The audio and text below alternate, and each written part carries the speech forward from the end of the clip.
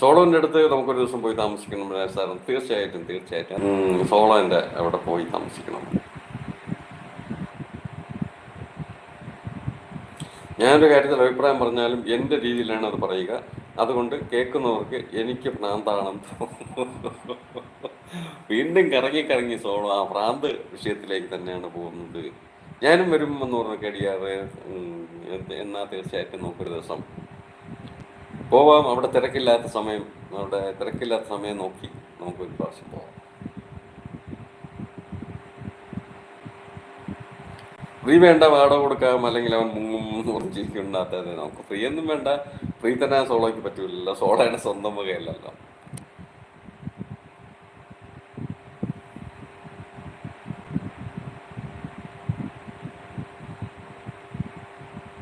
എവിടെ പോയാലും കൊച്ചുകുട്ടികളെ പോലെ ഞാനും വരും എന്ന് പറഞ്ഞ ഒരാൾ തുള്ളുന്നുണ്ട്. ഹിമാലയത്തിൽ പോകണമെന്ന് പറഞ്ഞാലും ഞാനും വരും എന്ന് പറയും.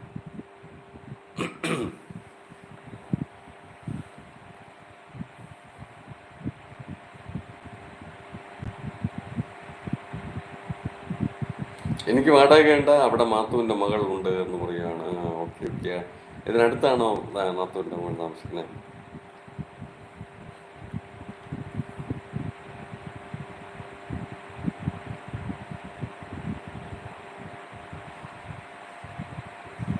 നമുക്ക് എല്ലാവർക്കും ഒരു ദിവസം കൂടണം, ഈശ്വരൻ സഹായിച്ചാൽ എന്ന് പറഞ്ഞാൽ തീർച്ചയായിട്ടും സാറേ നമുക്ക് ഒരുമിച്ച് ഒരു ദിവസം കൂടാം.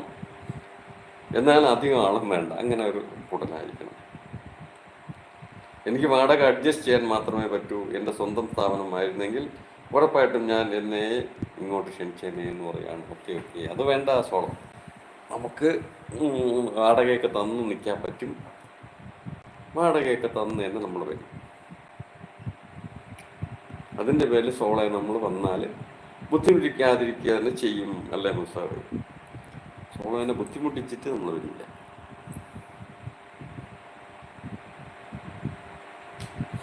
അപ്പോൾ പൈസയുടെ പ്രശ്നം കൊണ്ടാണോ സോളോ ക്ഷണിക്കാതിരുന്നത്? അപ്പോൾ ഡോളർ കിട്ടട്ടെ എന്ന് വിചാരിച്ചിരിക്കും. ഡോളർ കിട്ടിയിട്ട് വിളിക്കാറുണ്ട്. അപ്പോൾ ഞാൻ അങ്ങോട്ട് വരണ്ടേ എന്ന് ചോദിക്കുവാണ് സോളോ.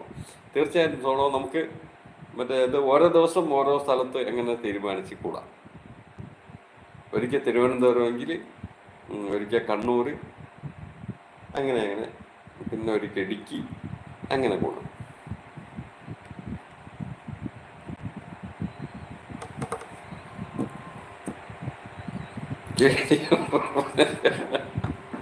ഞാനും വരും എന്ന് പറയാം.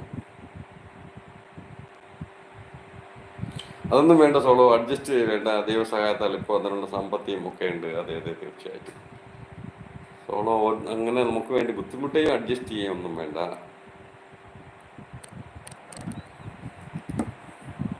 സോളയെ ബുദ്ധിമുട്ടിക്കാത്ത വിധത്തിൽ തന്നെ നമുക്ക്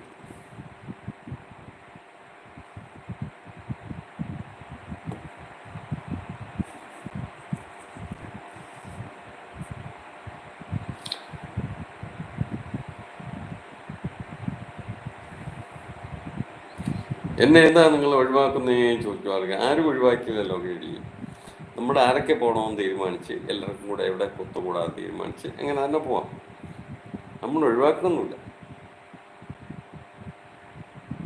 അങ്ങനെയാണ് ഞാൻ ആദ്യം അങ്ങോട്ട് വരാം, ഇവിടുത്തെ സ്ഥലമെല്ലാം കണ്ട് മടുത്തു എന്ന് പറയുകയാണ്. ഓക്കെ, പറ്റുമെങ്കിൽ സോളോ ഇങ്ങോട്ട് വന്നാലും കുഴപ്പമില്ല. പിന്നെ സോളോയ്ക്ക് അവിടെ നിന്ന് ഇറങ്ങാൻ പറ്റൂല എന്നാണ് ഞാൻ വിചാരിക്കുന്നത്. അതുകൊണ്ട് തന്നെ നമ്മൾ ആദ്യം അങ്ങോട്ട് വരാം എന്നൊക്കെ വിചാരിച്ചു. സോളോക്ക് ഇങ്ങോട്ട് വരാൻ പറ്റുമെങ്കിൽ ഇങ്ങോട്ടാവാം, എവിടെയും ആവാം. എവിടെയും നമുക്ക് ഒത്തുകൂടാം. നമുക്കൊരു സ്ഥലം തീരുമാനിക്കണം.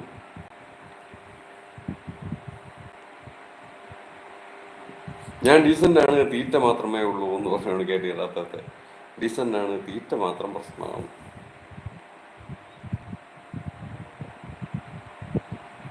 ഒന്നുകൂടെ സോളോ, നീ ഒന്നും ചിലവാക്കരുത്, എല്ലാം നമ്മൾ ഏറ്റവും ഒന്നത്തെ. തീർച്ചയായിട്ടും സോളോ ഇങ്ങനെ പൈസ ഒന്നും ചിലവാക്കണ്ട, വന്നാൽ മതി.